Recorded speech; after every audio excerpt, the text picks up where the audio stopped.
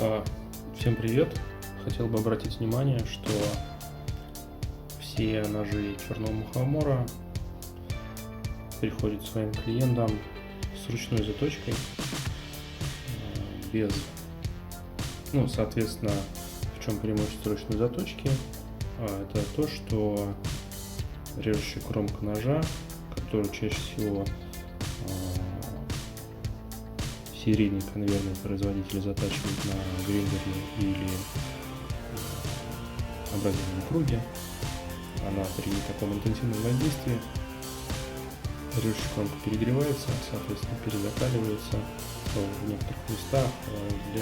Собственно, для такой режущей кромки чаще всего характерно выкрашивание.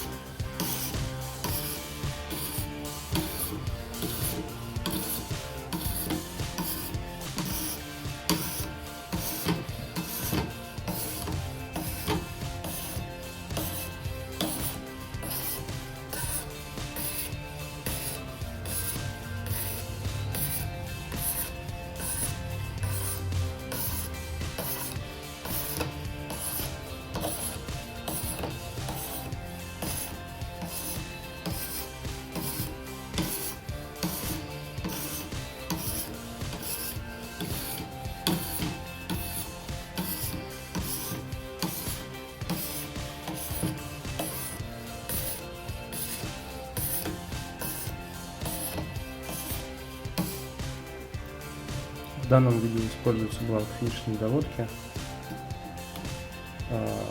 но в целом используется несколько разных бланков, от более крупной к более мелкой зернистости. Соответственно, на заточку одного ножа в среднем уходит от 40 до 60 минут. Естественно, такое видео для вас снимать не буду.